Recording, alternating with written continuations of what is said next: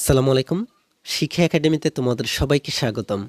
এই ভিডিওতে আমি তোমাদেরকে নবম শ্রেণীর যে বাংলা দ্বিতীয় প্রশ্নটি রয়েছে এই প্রশ্নটিকে তোমাদেরকে দেখিয়ে দিব। এই প্রশ্নটি হচ্ছে হাসিনজানপুর উচ্চ বিদ্যালয়ের একটি প্রশ্ন। তোমরা এই প্রশ্নটি দেখে তোমাদের বাংলা দ্বিতীয় পরীক্ষার জন্য প্রস্তুতি নিতে পারো। তোমরা দেখতে পাচ্ছ অর্ধবার্ষিক পরীক্ষা 2025 নবম শ্রেণীর জন্য বাংলা দ্বিতীয় পত্র। আর এই প্রশ্নের কোড হচ্ছে 102। তোমাদের এই পরীক্ষাটি হবে 2 ঘন্টা 30 মিনিট আর পূর্ণমান হচ্ছে 70। বাকি 30 নম্বর হচ্ছে নৈর্ব্যক্তিক প্রশ্ন। চলো আমরা দেখে নিই তোমাদের এই প্রশ্নটিতে কি কি আসবে। এখানে 1 নম্বরে তোমাদের যে প্রশ্নটি করা হবে এই প্রশ্নটি হচ্ছে অনুচ্ছেদ। বলা হচ্ছে যে কোনো একটি বিষয়ে অনুচ্ছেদ লেখো। অনুচ্ছেদ আসবে তোমাদের 2টি। ক নাম্বার আর খ নাম্বারে তোমরা দেখতে পাচ্ছ এখানে তোমাদেরকে 2টি অনুচ্ছেদ দেওয়া হয়েছে। এই 2টি থেকে যে কোনো একটি অনুচ্ছেদের উত্তর লিখতে হবে। এখানে এই প্রশ্নটিতে যে অনুচ্ছেদটি রয়েছে শীতের সকাল আর পরিবেশ দূষণ, এই 2টি অনুচ্ছেদ থেকে তোমাদেরকে যে কোনো একটি অনুচ্ছেদের উত্তর লিখতে হবে।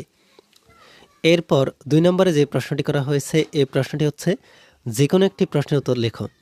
ক নাম্বার আর খ নাম্বার 2টি প্রশ্ন করা হয়েছে অথবা দেওয়া হয়েছে এই 2টি প্রশ্ন থেকে যে কোনো একটি প্রশ্নের উত্তর লিখতে হবে।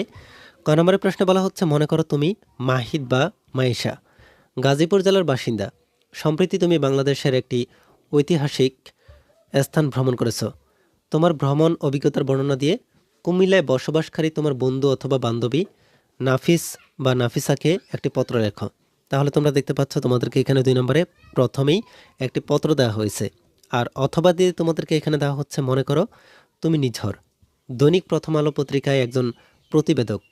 তোমার এলাকার একটি সড়কের দুরবস্থা জানিয়ে একটি সংবাদ প্রতিবেদন রচনা করো।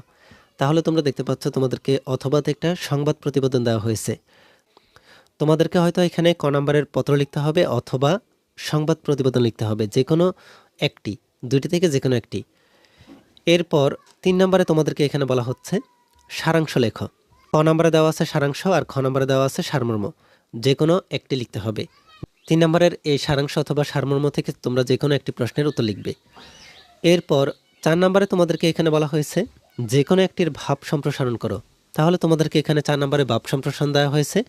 এই ভাব সম্প্রসারণ থেকে যে কোনো একটি ভাব সম্প্রসারণ তোমাদেরকে খাতা লিখতে হবে। ক নম্বরে তোমাদেরকে যে ভাব সম্প্রসারণটি দেওয়া হয়েছে এই ভাব সম্প্রসারণটি হচ্ছে দুর্জন বিদ্যান হলেও পরিত্যাজ্য। আর খ নম্বরে বলা হচ্ছে গ্রন্থগত বিদ্যা আর পরহস্তে ধন নহে বিদ্যা নহে ধন হলে প্রয়োজন। এই 2টি ভাব সম্প্রসারণ থেকে যে কোনো একটি ভাব সম্প্রসারণের উত্তর লিখতে হবে। এরপর 5 নম্বরে তোমরা দেখতে পাচ্ছ এখানে বলা হচ্ছে যে কোনো একটি অনুচ্ছেদ বাংলায় অনুবাদ করো। তাহলে তোমাদেরকে এখানে 5 নম্বরে অনুবাদ দেওয়া হয়েছে। এই অনুচ্ছেদগুলোর বাংলা অনুবাদ করতে হবে। এখানে 2টি অনুচ্ছেদ দেওয়া হয়েছে। এই 2টি অনুচ্ছেদের যে কোনো একটি বাংলায় অনুবাদ করতে হবে। এরপর সর্বশেষে 6 নম্বরে তোমাদেরকে প্রবন্ধ রচনা দেওয়া হয়েছে। প্রবন্ধ রচনা এখানে 3টি দেওয়া হয়েছে। এই 3টি প্রবন্ধ রচনা থেকে যে কোনো একটি প্রবন্ধ রচনা তোমাদের খাতায় লিখতে হবে। এখানে 6 নম্বরে যে প্রবন্ধ রচনাগুলো দেওয়া হয়েছে তার মধ্যে ক নম্বরে বলা হচ্ছে মাদকাসক্তি ও এর প্রতিকার। এরপরে দেশ গঠনে ছাত্র সমাজের ভূমিকা। গ নম্বরে বলা হচ্ছে অধ্যবসায়। এই 3টি প্রবন্ধ রচনা থেকে যে কোনো একটি প্রবন্ধ রচনার উত্তর লিখতে হবে। তাহলে তোমরা দেখতেই পাচ্ছ তোমাদের অর্ধবার্ষিক পরীক্ষায় বাংলা দ্বিতীয় পত্রের প্রশ্নটি কেমন হতে পারে। এই ভিডিওতে এই পর্যন্তই। পরবর্তী ভিডিওগুলোতে আমি তোমাদেরকে পরবর্তী পরীক্ষায় প্রশ্নগুলো কেমন হতে পারে তা তোমাদেরকে দেখিয়ে দিব। এই ভিডিওটি তোমাদের কাছে ভালো লেগে থাকলে ভিডিওটিতে লাইক ও শেয়ার করে দিতে পারো। আর পরবর্তী সকল ভিডিওগুলো পাওয়ার জন্য আমাদের এই চ্যানেলটিকে এখনই সাবস্ক্রাইব করে রাখো।